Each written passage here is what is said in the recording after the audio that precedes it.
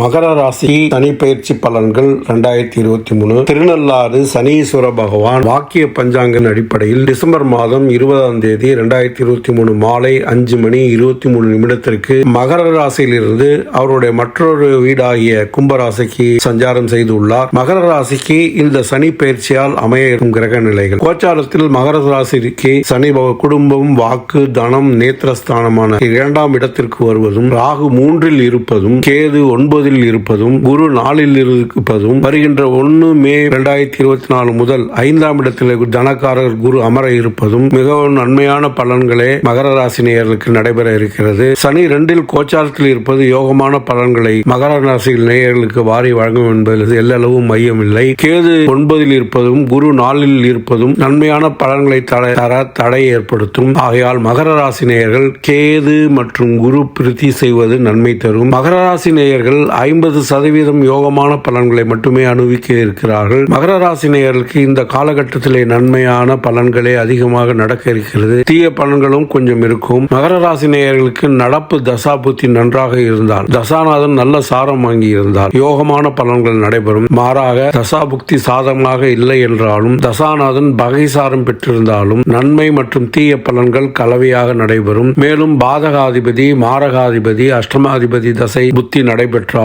இவர்கள் ஜாதகங்கள் வழிவிழுந்து இருந்தால் ஒழிய யோகமான பலன்கள் ஏற்பட தடை உண்டாகும். ஆகையால் தக்க பரிகாரங்கள் செய்வது நன்மை தரும். சனி ஒரு ஜனன ஜாதகத்திலே ஆட்சி, உச்சம், மூல திருகோணம் பெற்று இருப்பின் கோச்சார ரீதியாக கெட்ட தீய ஸ்தானத்தில் இருந்தால் கூட நன்மையான பலன்களை சனி பகவான் தருவார். கடந்த 2.5 ஆண்டுகளாக ஜென்ம சனியால் அதிக கஷ்டப்பட்டு கொண்டிருந்த மகர ராசி நேயர்களே, நீங்கள் பட்ட கஷ்டங்கள் எல்லாம் பருதியை கண்ட பனி போல் விலகி ஓடப் போகிறது. காரணம், ஜென்ம சனி விலகி பாத சனியாக மகர ராசிக்கு தொடரப் போகிறது. மகர ராசிக்கு 7.5 சனி முழுமையாக விலக இன்னும் 2.5 ஆண்டுகள் உள்ளன. ஆனாலும் மகர ராசிக்கு சனி பகவான் அதிபதி என்பதால் சொந்த ராசி நேயர்களுக்கு அதிக தொல்லைகள் கொடுக்க மாட்டார் என்று உறுதியாக சொல்லலாம். மேலும் மகர ராசி நேயர்களுக்கு 2ஆம் இடத்தில் ஆட்சி பெற்ற சனி அமர்வது தேனு யோகத்தை தரும். இதனால் மகர ராசி நேயர்களுக்கு தங்கள் வாக்கு சாதுரியத்தால் எதிரிகளை சமாளிப்பார்கள். தாராளமான பண வரவு ஏற்படும். செல்வாக்கு உயரும். சில மகர ராசி நேயர்கள் வெளிநாடு சென்று உயர்கல்வி கற்கும் யோகம் உண்டாகும். மாணவர்கள் கல்வியிலே நல்ல முன்னேற்றமான போக்கு காணப்படும். தடையில்லா தன வருமானமும் அதீத லாபமும் கிடைக்கும். பாதசனி காலம் என்பதால் 7.5 சனியின் கடைசி 2.5 ஆண்டு காலம் என்பதால் மிக்க கவனம் தேவை. சனியின் பார்வை ராசிக்கு 4ஆம் வீடு, 8ஆம் வீடு, 11ஆம் வீடுகள் மீது விழுவதால் கஷ்டங்களை எளிதாக கடந்து விடலாம். தாயாரின் உடல்நிலை சற்று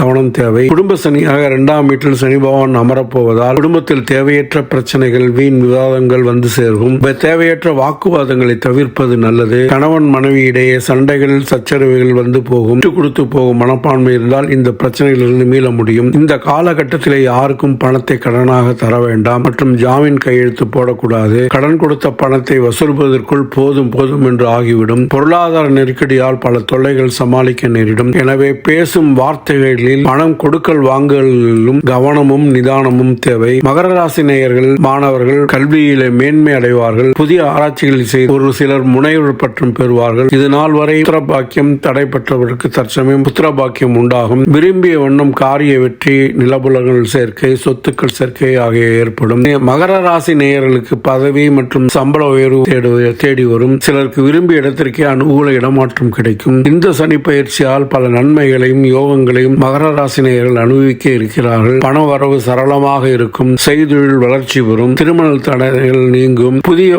வீடு, வாகனம் வாங்கக்கூடிய யோகம் ஏற்படும். சிலர் வெளிநாடு சென்று மேற்கல்வி கற்க, தொழில் செய்ய, வேலையில் சேர வாய்ப்பு கிடைக்கும். பரிகாரம்: தங்களுடைய வீடு அருகில் உள்ள கோவிலில் உள்ள நவகிரகங்களில் கேது பகவானுக்கு செவ்வாய்க்கிழமைகளில் நெய் தீபம் ஏற்றி வழிபடலாம். குரு பகவானுக்கு வியாழக்கிழமைகளில் நெய் தீபம் ஏற்றி வழிபட தடைகள் நீங்கி வெற்றிகள் உண்டாகும். சனிக்கிழமை ஆஞ்சநேயரை வணங்கினாலும், அனுமன் சாலிசா பாராயணம் செய்தாலும் 7.5 சனியால் ஏற்படும் தொல்லையிலிருந்து விடுபடலாம் என்று சாஸ்திரங்கள் கூறுகின்றன. சனி சாந்தி பரிகாரமும் செய்யலாம். 7.5 சனியில் குடும்ப சனி, பாத சனி காலம் என்பதால் வாலாஜாபேட்டையில் எழுந்திருக்கும் பாதாள சொர்ண சனீஸ்வரரை வழிபடலாம் என்று கூறி இந்த காணொளி கண்டமைக்கு மிக்க நன்றி. மறவாமல் என்னுடைய யூடியூப் சேனலை சப்ஸ்கிரைப் செய்யுங்கள் என்று கூறி விடைபெறுகின்றேன். நன்றி, வணக்கம்.